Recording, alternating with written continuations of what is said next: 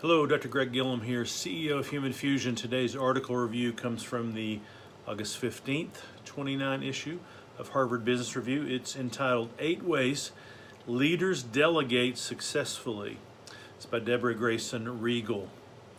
Now, we know from studies in the past, and this is going to be big picture, nothing specific here, but we know that companies who delegate well have increased productivity, increased morale, increased commitment, which all sort of rolls up into increased positive culture. We know that they grow faster, we know they generate more revenue, and they create more jobs. And it's common sense that if top leaders delegate down, that they have more time to function on a strategic level, and people underneath them learn more skills.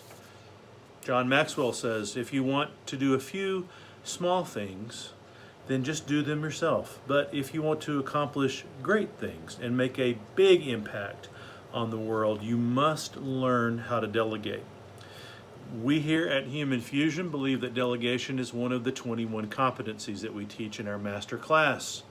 That important, makes the list. But if you think about delegating, if you ask anyone about delegating, you just kind of get eyes that gloss over. It's not real exciting. It's not sexy. You get a kind of a ho-hum kind of response to it. And yet, over the last 4 weeks, I've asked 30 managers. I thought, you know what, N equals 30, that's a good data set. I'm going to ask 30 managers if they really know how to delegate. You know what their first response is? Of course. When I ask them how, they say, haven't really thought about that. They think it's telling someone what to do. That's the most common response. Not even close to what delegation is and what we teach here at Human Fusion. So anyway, let's look at the 8 practices of leaders who delegate very successfully. And if you want to do a really deep dive into this, you're going to have to let me know, and we'll get into some real good stuff. But anyway, number 1, they picked the right person.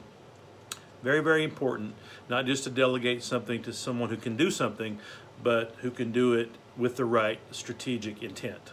Who needs to develop certain skills, who has the capacity, who's shown interest, who's ready for a challenge. You know, managing people individually, you know exactly what they need as a delegation project. Number 2, they're clear about what the person is responsible for and how much autonomy they have. So we know from Daniel Pink's work on motivation that people love autonomy over task, team, technique, and time. Those are the key things. And successful delegators let their team members have certain autonomy over those types of elements. Number 3, they describe the desired results in detail. They paint a very, very vivid picture of what the outcomes, successful outcomes, look like. Number 4, they make sure the team members have resources that they need. So training, money, supplies, time, adjusted, bumped priorities, that kind of thing.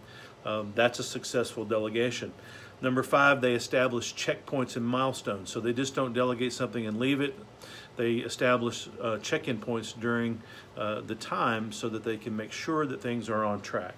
Number 6, they encourage new creative ways. They're not just locked into their way of doing something, but successful delegation involves allowing someone to kind of forge their own path, if you will.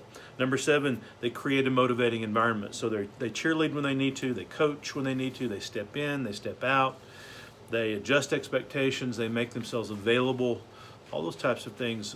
That's what great coaches do. And finally, number 8, they tolerate risks and mistakes. We cannot delegate something as a learning development opportunity to someone and expect them to do them exactly perfectly the way you would do them. You can't do that. You can't expect that. So allow them to make mistakes, allow them to really embrace this learning opportunity. And so in the end, delegating well helps you maximize your resources, focus on your highest priorities, develop your team members, creating a culture where delegation is not just something that you do, but it's embedded into your culture. All right. If you like management-related videos like this, please subscribe to Human Fusion, and we'll keep you up to date on all the latest trends that are affecting management practice.